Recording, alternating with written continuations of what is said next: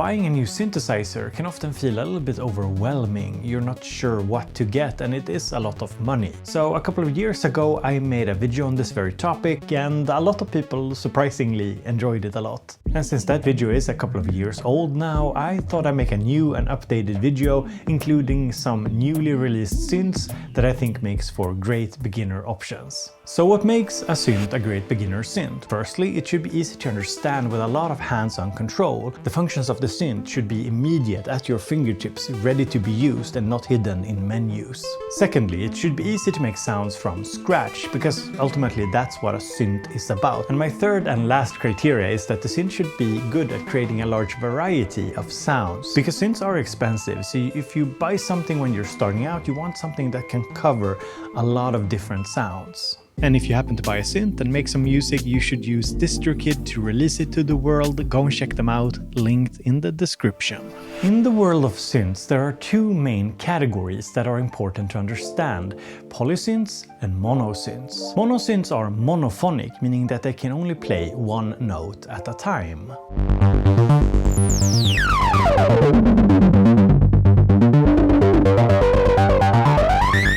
And polysynths are polyphonic, meaning that they can play more than one note at a time.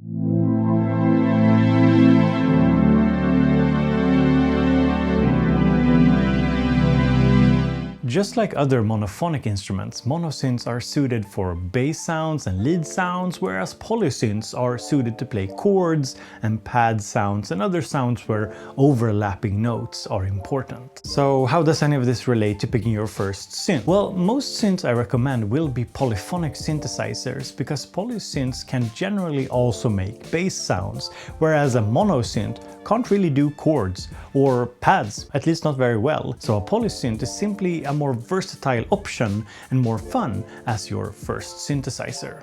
When you're starting out with synths, it's easy to start looking at the cheapest synths, which are often these mini-synths. And I'm hesitant to recommend anyone to start with a mini-synth. Mini-synths often rely on a lot of menu diving, which can be annoying, especially with the small and difficult to read screens. They often have small knobs, and they often don't have the sound versatility of a larger synth. But if you are set on buying a synth that can almost fit in your pocket, here are three reasonably priced alternatives. The Roland Compact J6 is an extremely beginner-friendly, battery-powered synth that can also sound pretty good.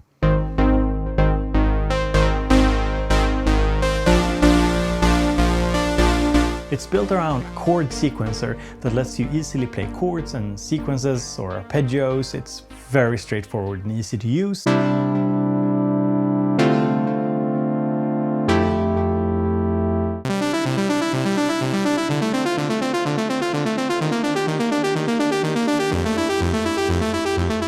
And the main negative of the J6 is that it offers very little in terms of actual sound design potential. You will have to rely heavily on the presets. There are not that many parameters that you can actually tweak. The Roland Compact S4 is sort of the polar opposite of the J6, where the J6 is very fast to create a little sequence on. The S4 requires more programming, but it can also make sounds from scratch. It's actually a quite competent little synth.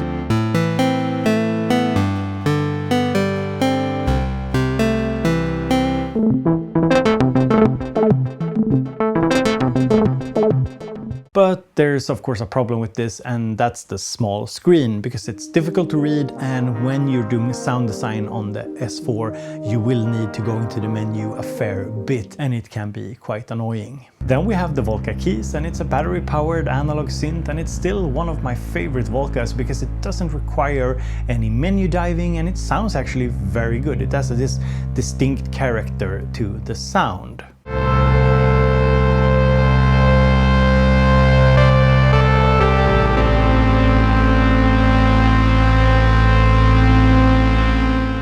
And I would say that the main negative with the Volca Keys is that it can't really create a wide range of sounds, but the sounds it creates do sound pretty unique and interesting. As I said earlier in the video, mono synths can be tricky as a first synth because, well, they will be limited for the most part to one note at a time. But I still wanted to give you my top 3 picks for beginner mono synths, and one of them is actually paraphonic, and yeah, we'll talk a little bit more about that later. The Korg Monologue is probably the best beginner mono synth out there. It has a fantastic design, it's very easy to use and has a nice metal build, and it's also analog and it sounds pretty good.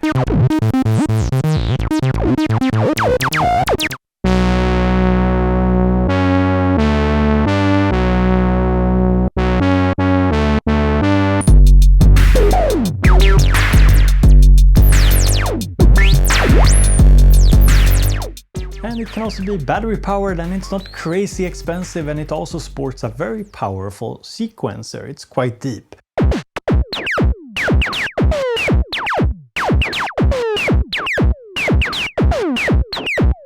But what about negatives? Well, it has slim keys, which can be hard to play, and it doesn't have any real effects on that. But beyond that, it's actually a very well-rounded bass synth. The East Beast from Cre8audio is another affordable analog mono synth that sounds really good.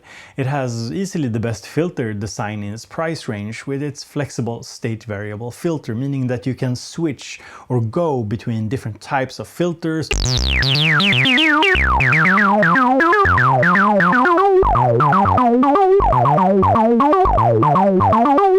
If you compare it to the Korg Monologue, it's a much smaller synth and the build feels cheaper. It's more plastic and it doesn't have the same deep sequencer.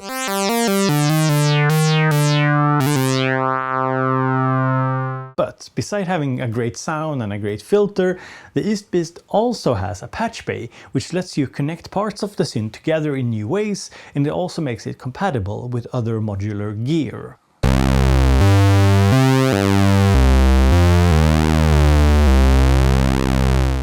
The Microfreak is a very popular and very versatile paraphonic digital synthesizer with an analog filter.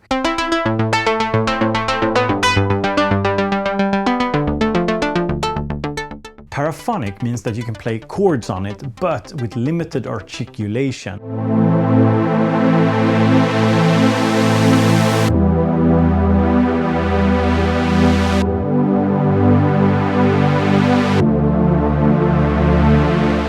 Now, since release, Arturia has been super busy updating the Microfreak with several new sound engines, and I think we're up to like 21 different oscillator modes.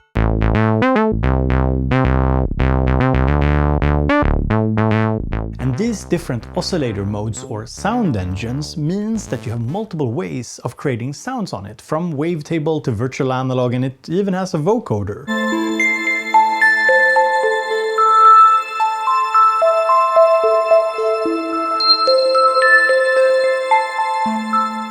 However, for raw bass sounds, I still think that East Beast and Monologue are better, but the Microfreak is better if you want something super versatile. And the Microfreak sports a fun arpeggiator and a deep 64-step sequencer and a mod matrix, and we'll talk more about mod matrices later. And what about negatives? Well, it doesn't have a normal keyboard, as you can see, and these touch capacitive keys on the Microfreak does seem to wear down a bit over time. Next up, I want to talk about polyphonic synthesizers, or polysynths, and I do think that a polysynth is the way to go if you don't already have other synths. Let me start with a very simple polysynth.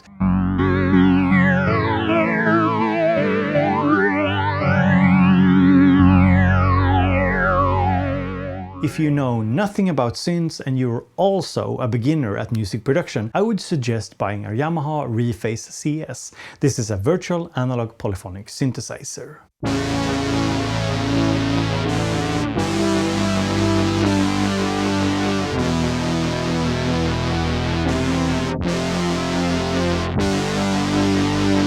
Virtual analog means that it's a digital synth that mimics the sound of a more classic analog synthesizer.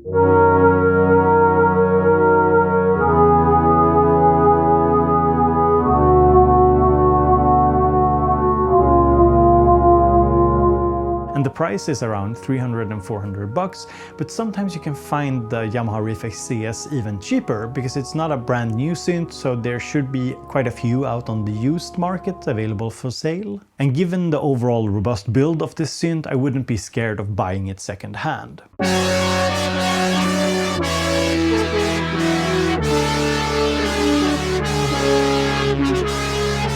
And the main reason why I recommend this synth is that the interface is incredibly easy to understand. Every function is in a straight line across the synth, and it's very easy to get going and sculpting your sound even if you don't know that much about synths. A negative is, however, that you can't store sounds on the synth itself. You can't store presets unless you're using the companion app for it. When I made the first beginner synth guide, a lot of people were telling me in the comments that the MicroKorg is actually a really good beginner synth. But here's the thing, I actually really disagree. I think there's a bit of bias here, as many people bought the MicroKorg, the original one, as their first synth, because when it came out it was affordable and there wasn't a lot of other options to choose from. But in today's synth market, the original MicroKorg is a great preset player, but it's not a great synth for making your own sounds. It's actually quite complicated to make a sound from scratch. Now, thankfully, the MicroKorg 2 improves on the MicroKorg 1 in pretty much every single way. It's easier to program, it has a large and very readable color display.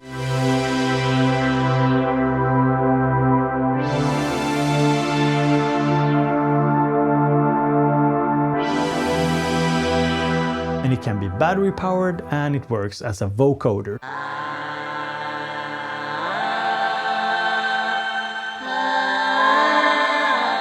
It's also two-part multi-timbral, meaning that you can play two sounds at a time, either as a layered sound, or you can use an external sequencer to play two different sounds, say a bass and a lead sound, for example. And that's actually rare on a synth in this price range.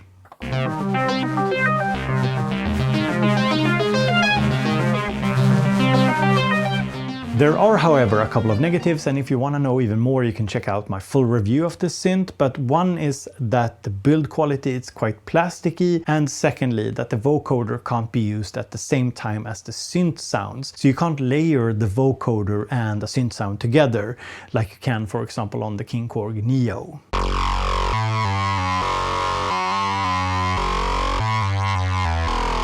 In my last video on this topic, I called the Minilogue XD the best all-rounder polysynth, and that still stands, because nothing has come out that really beats the Minilogue XD at this price level, which I think is partly because Korg has not really increased the price of the Minilogue XD, which is kind of rare. Things are getting a lot more expensive, but Korg has kept the price relatively similar on the Minilogue XD, which I think is nice.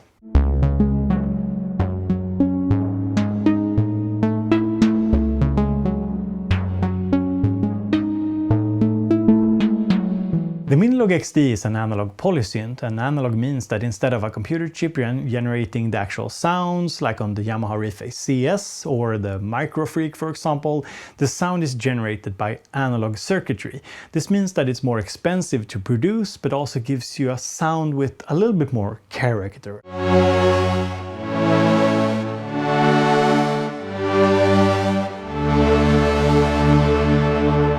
And keep in mind that analog also means that you get fewer voices. On the Minilogue XD you have 4 voices, whereas on some of the other synths that I will talk about, they have far more voices, 100 voices, for example. The main reason that it's a great synth for beginners is that it has a knob per function, meaning that only in very rare situations do you need to access the menus. You can basically do everything using the knobs and switches on the synth itself. And I think that this is very important because I think it makes the whole sound design process more fun.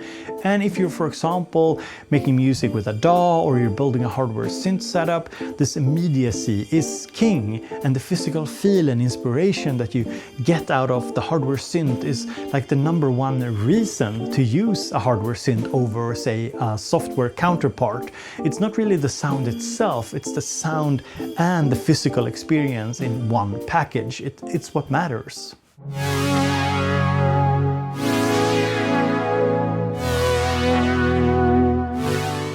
The Minilogue XD also offers expandability, which means that you can load custom oscillators into it because it has one digital oscillator, and that's expandable, and this is a super rare feature. Not many synths have this. And you can load custom effects into it as well. do note that with custom effects and oscillators, I don't mean that you can create them yourself unless you're a quite talented programmer. Instead, you either download for free or buy, and there's a couple of different makers, for example Sine Vibes, that make custom oscillators and effects for the Minilogue XD. But what about negatives? Well, one negative is the keys. They are these slim keys and they might not be to everyone's liking. They can be quite small to play on.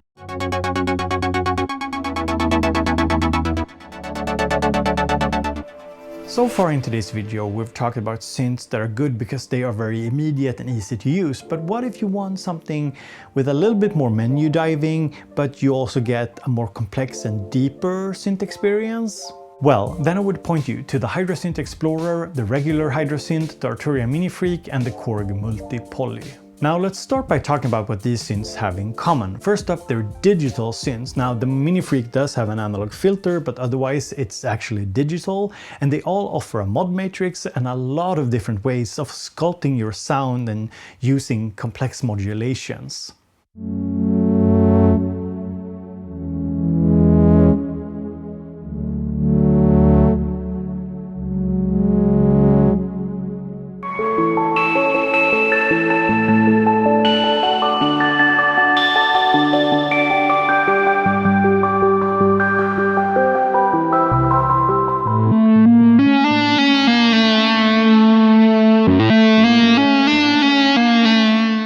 What is a mod matrix? Well, it means that you can freely assign something to affect a target parameter. And in even simpler terms, you can tell the synth to move a knob for you in a particular way. Now on the Reface CS and the Minilogue XD, you can tell it to move a knob for you, but this is all pre-routed. It's predetermined, normalized. However, not everyone will actually utilize a mod matrix as it's a fairly complex functionality. Now let's talk about the Minifreak. The main strength of the Minifreak is that you have a wide range of different oscillator types. Basically, it's multiple synths in one synth.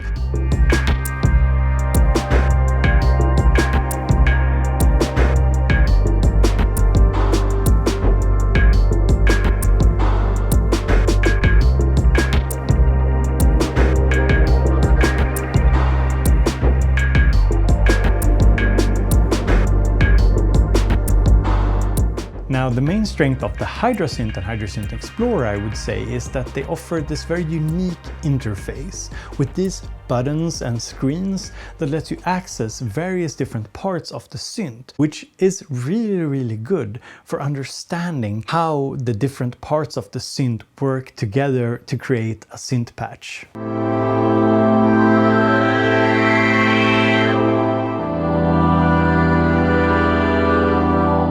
Now I would say that the main strength of the Korg Multi Poly is its huge polyphony count.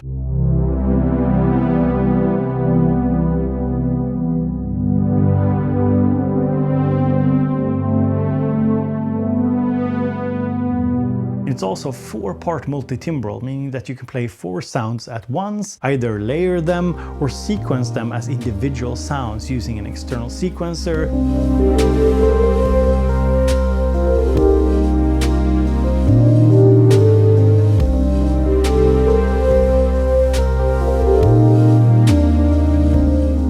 It's a very deep synthesizer with probably the most functions packed into one synth in this entire list, but it also means that it can be the most challenging synth to use in this list. Now I do have a bit more to share about the synth here, but first a quick word from today's sponsor, DistroKid. Releasing your music shouldn't be difficult, and using DistroKid is super easy and is a fast and reliable way of getting your tracks onto Spotify, Apple Music, Tidal, and other relevant stores. And one thing that I really like is that you pay once a year and then you can upload unlimited amounts of music. One feature that I really like is the hyperfollow feature. So when you've uploaded your music, you get a custom page. DistroKid does this automatically. On that page are links to where people can find your music in different stores. You can just share that one link instead of sharing like multiple links to different stores. So it's just a place where everything's gathered. So if you want to go and check out DistroKid, use my link in the description. You not only support my channel, but you also get a discount. So go and check it out.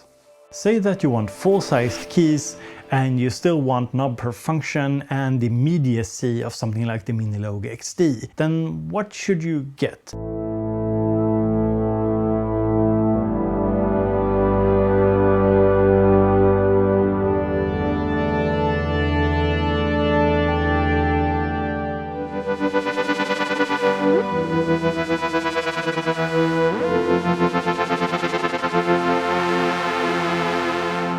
if money is not an issue, the Oberheim TO5 or the sequential Take 5 are actually great beginner-friendly synths, and I'm not kidding here. They are really expensive, but they're also really fun, immediate, and easy to use.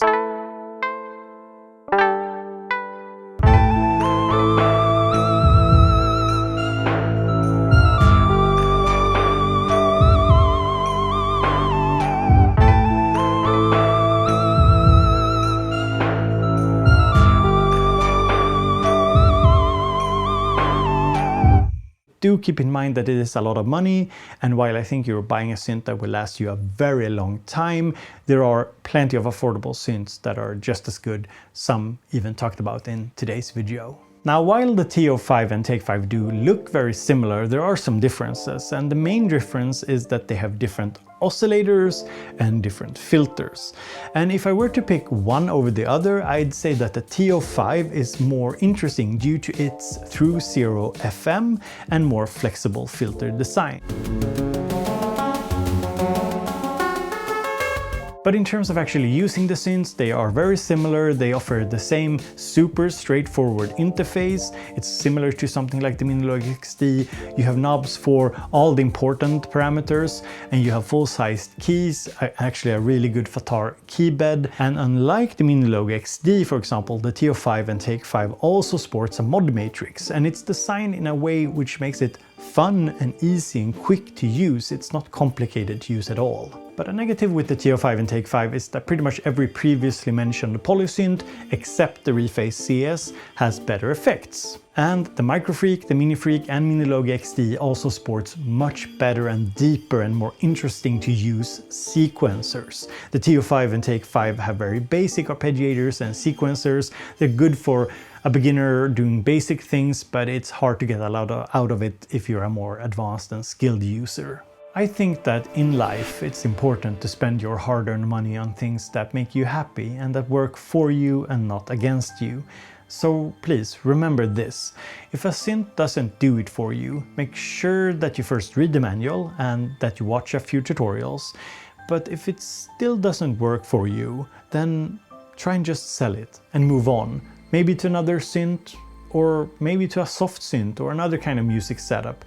Because at the end of the day, these are just tools.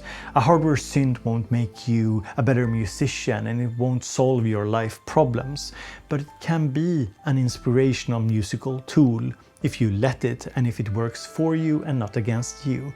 So just keep that in mind. It won't solve anything for you by itself, but it can be a fun thing to have, and we should spend the little money we might have on things that make us happy and makes our life better. And that could be a synth.